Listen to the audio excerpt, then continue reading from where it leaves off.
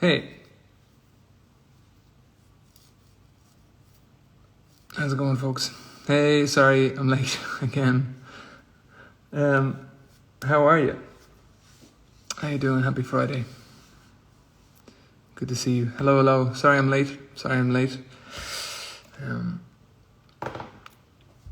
That's shocking, isn't it? Kills the breeze. Imagine me being late. I actually was good to go about 8 minutes ago, so I would have been less late.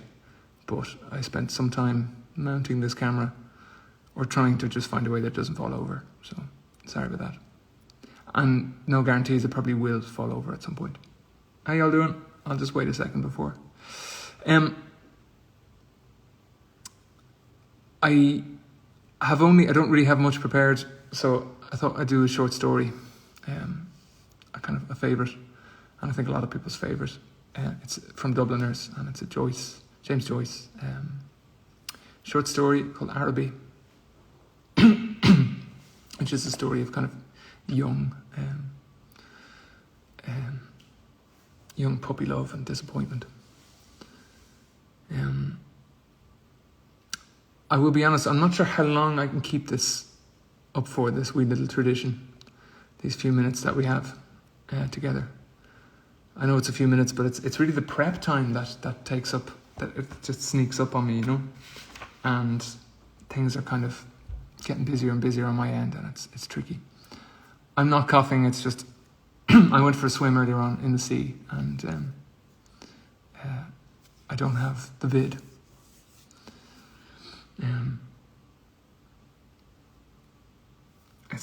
I think it's just seawater.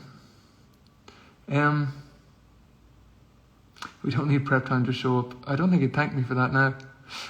How are you doing? Happy Friday. Hope you have an absolutely swell weekend or beginning of the weekend. I'm going to read, as I said, from Dubliners, this old copy. It's a wonderful book. It's a really lovely entry book into Joyce.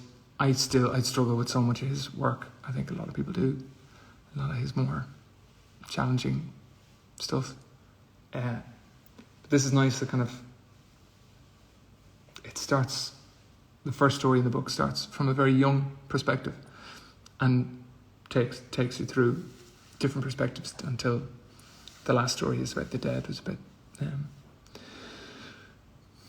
old man passing away. Similar to a portrait, which portrait is a very good, stunning, one of my favourites. Araby. We good to go?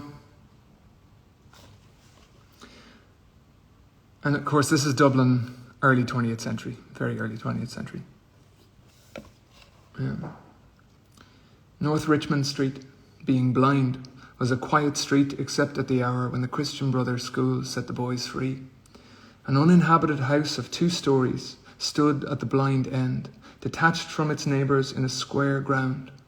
The other houses of the street, conscious of decent lives within them, gazed at one another with brown, imperturbable faces. The former tenant of our house, a priest, had died in the back drawing room. Air, musty from having been long enclosed, hung in all the rooms, and the waste room behind the kitchen was littered with old, useless papers.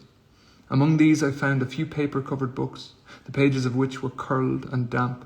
The Abbot by Walter Scott, The Devout Communicant, and the Memoirs of Vidocq. I liked the last best because its leaves were yellow. The wild garden behind the house contained a central apple tree and a few straggling bushes, under one of which I found the late tenant's rusty bicycle pump. He had been a very charitable priest. In his will he had left all his money to institutions and the furniture of his house to his sister. When the short days of winter came, dusk fell before we had well eaten our dinners. When we met in the street, the houses had grown sombre. The space of sky above us was the colour of ever-changing violet, and towards it the lamps of the street lifted their feeble lanterns. The cold air stung us as we played till our bodies glowed. Our shouts echoed in the silent street.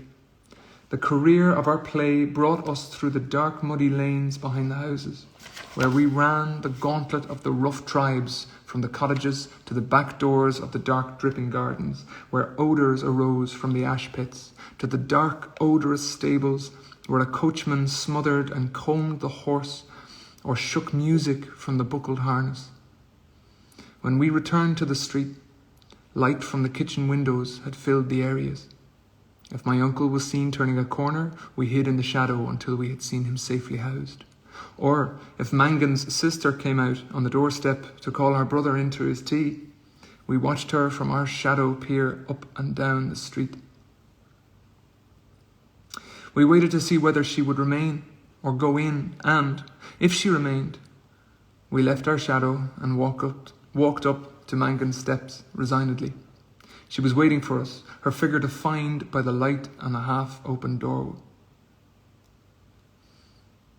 Our brother always teased her before he obeyed, and I stood by the railings looking at her. Her dress swung as she moved her body, and the soft rope of her hair tossed from side to side. Every morning I lay on the floor in the front parlour, watching her door. The blind was pulled down to within an inch of the sash so that I could not be seen. When she came out on the doorstep, my heart leaped. I ran to the hall, seized my books and followed her. I kept her brown figure always in my eye, and when we came near the point at which our ways diverged, I quickened my pace and passed her. This happened morning after morning. I had never spoken to her except for a few casual words, and yet her name was like a summons to all my foolish blood. Her image accompanied me even in the places the most hostile to romance. On Saturday evenings, when my aunt went marketing, I had to go to carry some of the parcels. We walked through the flaring streets, jostled by drunken men and bargaining women, amid the curses of labourers, the shrill litanies of shop boys who stood on guard by the barrels of pigs' cheeks, the nasal chanting of street singers who sang a Come All You about O'Donovan Rossa or a ballad about the troubles in our native land.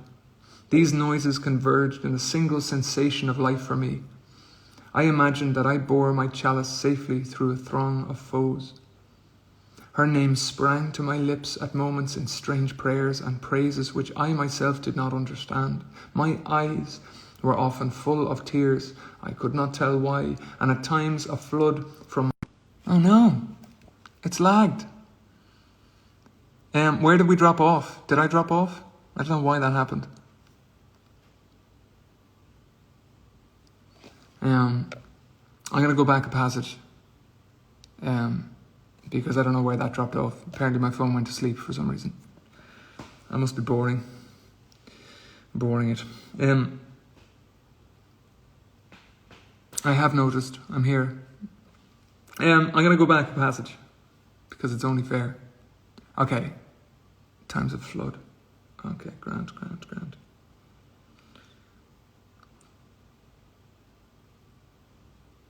Cool. Her name sprang, I imagined I bore my chalice safely through a throng of foes. Her name sprang to my lips at moments in strange prayers and praises, which I myself did not understand. My eyes were often full of tears, I could not tell why, and at times a flood from my heart seemed to pour itself out into my bosom. I thought little of the future. I did not know whether I would ever speak to her or not, or if I spoke to her, how I could tell her of my confused adoration. But my body was like a harp, and her words and gestures were like fingers running upon the wires.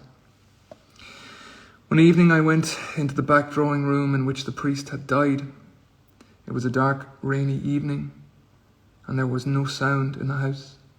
Through one of the broken panes I heard the rain impinge upon the earth, the fine, incessant needles of water playing in the sodden beds. Some distant lamp or lighted window gleamed below me. I was thankful that I could see so little. All my senses seemed to desire to veil themselves, and, feeling that I was about to slip from them, I pressed the palms of my hands together until they trembled, murmuring, oh love, many times. At last she spoke to me. When she addressed the first words to me, I was so confused that I did not know what to answer. She asked me, was I going to Araby? I forgot whether I answered yes or no. It would be a splendid bazaar, she said.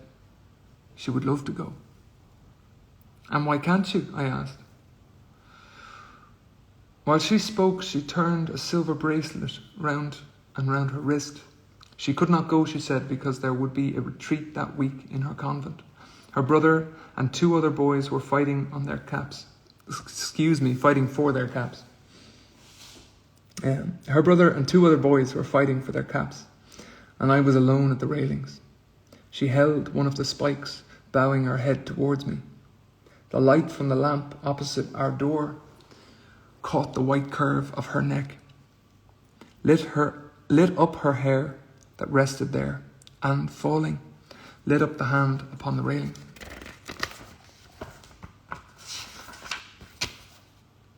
It fell over one side of her dress and caught the white border of a petticoat, just visible as she stood at ease.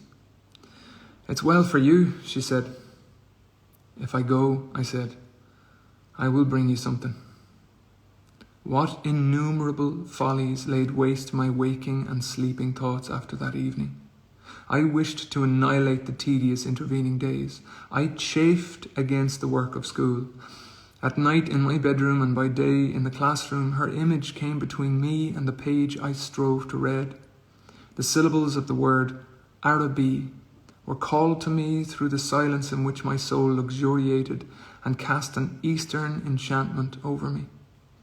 I asked for leave to go to the bazaar on Saturday night. My aunt was surprised and hoped it was not some Freemason affair. I answered few questions in class. I watched my master's face pass from amiability to sternness.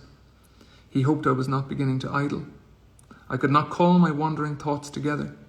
I had hardly any patience with the serious work of life, which, now that it stood between me and my desire, seemed to me child's play. Ugly, monotonous child's play. On Saturday morning, I reminded my uncle that I wished to go to the bazaar in the evening. He was fussing at the hall stand, looking for the hat brush, and answered me curtly, Yes, boy, I know. As he was in the hall, I could not go into the front parlour and lie at the window. I felt the house in bad humour and walked slowly towards the school. The air was piteously raw, and already my heart misgave me. When I came home to dinner, my uncle had not yet been home. Still it was early. I sat staring at the clock for some time, and, when its ticking began to irritate me, I left the room. I mounted the staircase and gained the upper part of the house. The high, cold, empty, gloomy rooms liberated me, and I went from room to room, singing. From the front window I saw my companions playing below in the street. Their cries reached me, weakened and indistinct, and leaning my forehead against the cool glass, I looked over at the dark house where she lived. I may have stood there for an hour, seeing nothing but the brown-clad figure cast by my imagination, touched discreetly by the lamplight at the curved neck, at the hand upon the railings, and at the border below the dress. When I came downstairs again, I found Mrs. Mercer sitting at the fire.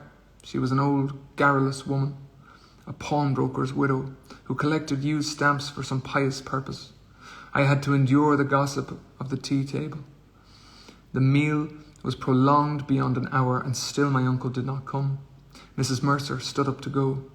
She was sorry she couldn't wait any longer, but it was after 8 o'clock, and she did not like to be out late, as the night air was bad for her. When she had gone, I began to walk up and down the room, clenching my fists. My aunt said, I'm afraid you may put off your bazaar for this night of our Lord. At 9 o'clock, I heard my uncle's latchkey in the hall door. I heard him talking to himself and heard the hall stand rocking when it had received the weight of his overcoat. I could interpret these signs. When he was midway through his dinner, I asked him to give me the money to go to the bazaar. He had forgotten. "The people are in bed and after their first sleep now," he said. I did not smile. My aunt said to him energetically, "Can't you give him the money and let him go? You've kept him up late enough as it is." My uncle said he was very sorry he had forgotten.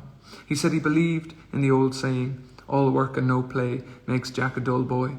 He asked me where I was going, and when I told him a second time, he asked me, did I know the Arab's farewell to his steed? It's a song. When I left the kitchen, I believe it's a song. Do not fall asleep again, phone. When I left the kitchen, he was about to recite the opening lines of the piece to my aunt. There you go, silly me. Forget what I said. Never trust me. Maybe it is a musical piece. I know nothing. I held a florin tightly in my hand as I strode down Buckingham Street towards the station. The sight of the streets thronged with buyers and glaring with gas recalled to me the purpose of my journey. I took my seat in a third-class carriage of a deserted train. After an intolerable delay, the train moved out of the station slowly. It crept onward among ruinous houses and over the twinkling river. At Westland Row Station, a crowd of people pressed to the carriage doors, but the porters moved them back, saying that it was a special train for the bazaar. I remained alone in the bare carriage. In a few minutes, the train drew up beside an improvised wooden platform.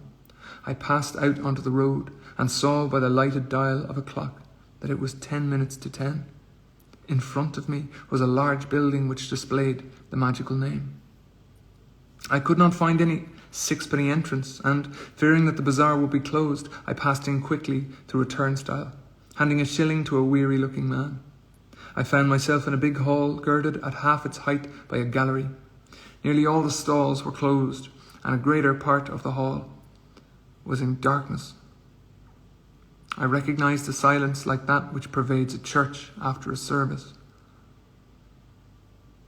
I walked into the centre of the bazaar timidly. A few people were gathered about the stalls, which were still open. But, before a curtain over which the words Café Chantant were written in coloured lamps, 2 men were counting money on a salver. I listened to the fall of the coins. Remembering with difficulty why I had come, I went over to one of the stalls and examined porcelain vases and flowered tea sets. At the door of the stall, a young lady was talking and laughing with 2 young gentlemen. I remarked their English accents and listened vaguely to their conversation. "Oh, I never said such a thing." "Oh, but you did." "Oh, but I didn't." "Didn't she say that?" "Yes, I heard her." "Oh, there's a fib." Observing me, the young lady came over and asked me did I wish to buy anything. The tone of her voice was not encouraging. She seemed to have spoken to me out of a sense of duty. I looked humbly at the great jars that stood like Eastern guards at either side of the dark entrance to the stall and murmured, "No, thank you." The young lady changed the position of one of the vases and went back to the 2 young men. They began to talk of the same subject. Once or twice, the young lady glanced at me over her shoulder. I lingered before her stall. Though I knew my stay was useless, to make my interest in her wares seem the more real.